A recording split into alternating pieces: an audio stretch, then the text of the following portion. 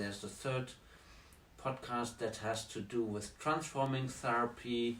You find also those the videos that we did on YouTube. If you Google for Axel Hambach and John Butler and transforming therapy, you should most easily find them, but in any case we are giving the links. Perfect. So Dr. John Butler, thank you for doing this again, and if you can tell us a little bit in 5 minutes about fixed ideas, how you use them, maybe where it came from, and how is it applied in hypnotherapy. It's very effective in classes. You go in much more depth, especially in the clinical and analytical hypnotherapy at Hypnotherapy Training International. So maybe you can just give us a little bit so we learn a bit more about this phenomenal theory and explanation. Thank you, Idan. Thank you, Axel. Hello, everybody. Fixed ideas are very important in hypnotherapy. They are really what hypnotherapists are looking for, to understand the fixed ideas that are causing problems with the client. And it's quite an amazing thing to realize that in many cases the problems people have are really coming from sometimes no more than one or two negative beliefs about themselves. These are emotionalized fixed ideas at the subconscious level. And when we look at therapy, for all its complexity, that is the goal, really, to change the fixed ideas. And it was a great discovery by Pierre Janet and other people who were following on from the time of Mesmer, when they discovered that these ideas are lodged in the subconscious. They're really embedded in there. And they're at a level that is of the mind, that is where they're largely impervious to logical removal. You could talk about them for years in therapy and make little or no progress sometimes in changing them. They generate negative emotions, they generate a lot of negative behaviors, because behavior is the expression of energy, which is the energy channeled through the person's thinking and feeling, coming into their actions, and then going out into their lives and become self-reinforcing. So to talk quickly about the fixed ideas, they really usually come from authority figures. Often when we're younger, in other words, before the age of about 10 or 11 years old, before our logical faculties have really developed, our rational faculties. So they often are non-logical, non-rational. They're highly emotionally charged. They have the power to enter into our subconscious and become established there, like light fixes the image into the emulsion of the camera and the old film or the digital array. They stick in there at a very deep level.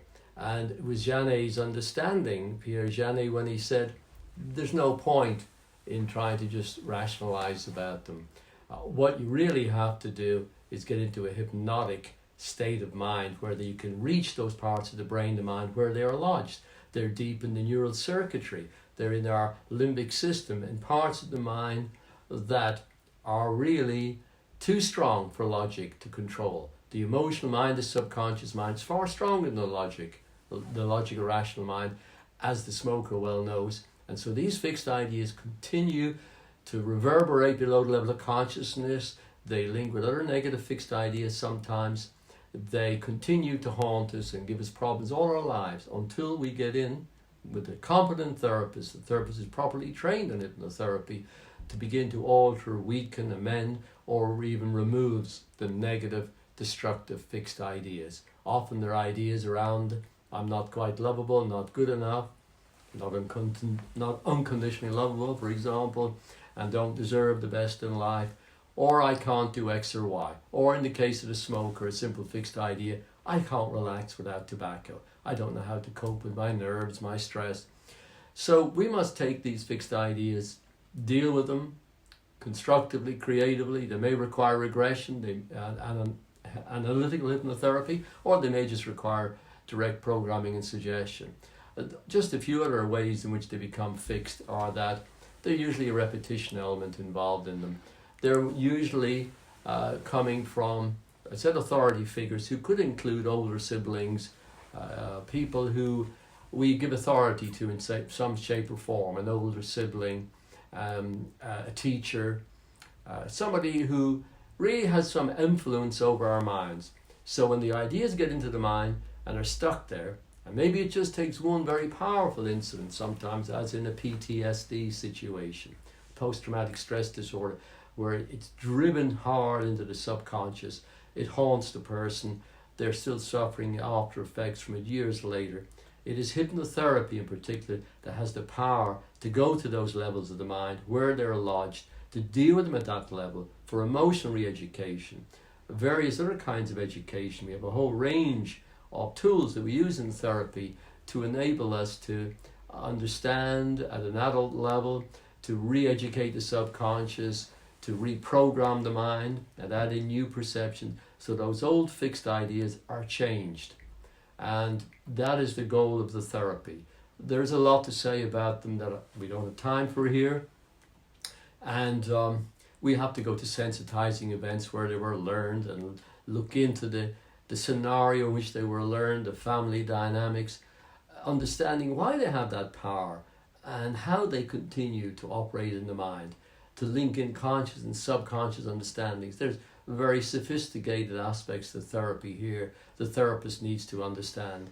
And these are then dealt with, these fixed ideas, often in a very short number of sessions, maybe 1, 2, or 3 sessions. Sometimes if there's multiple fixed ideas with multiple problems that are generating in a person's life, they need to be fully dealt with comprehensively so the person can bring closure and move on from the past, move on from being dominated by these negative, unwanted, fixed beliefs that are highly charged, generate a lot of emotion, and continue to destruct, damage at least, parts of the person's functioning in life.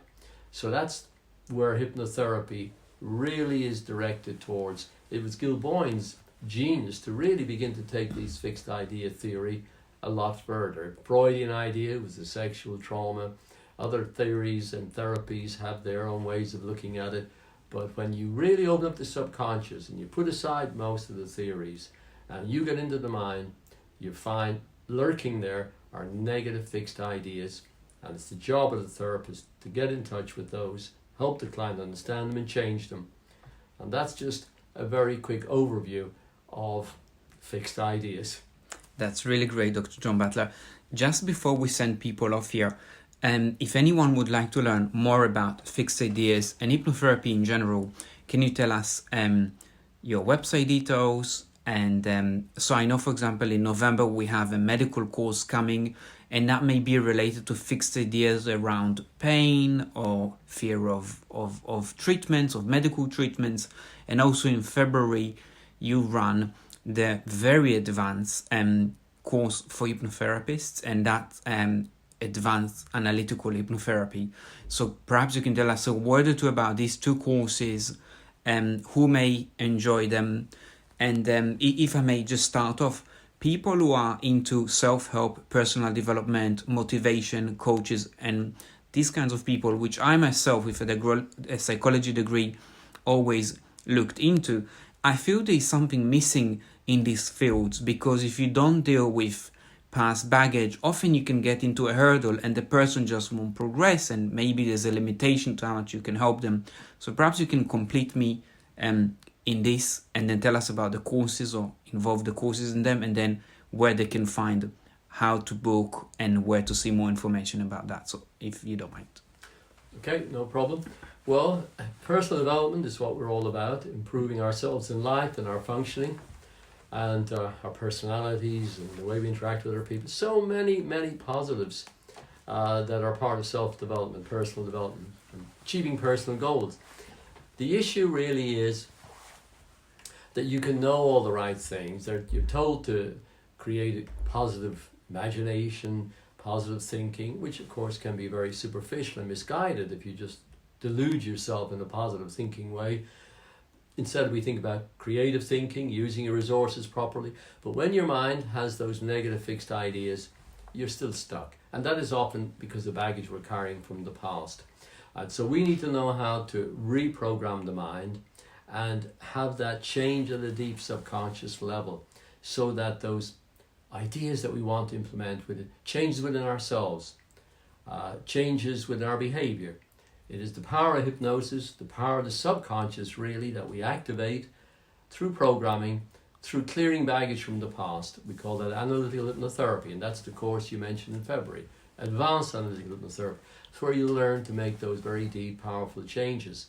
So that is where then the personal development takes on a whole new meaning, as opposed to, well, I go and I get inspired by a personal development coach.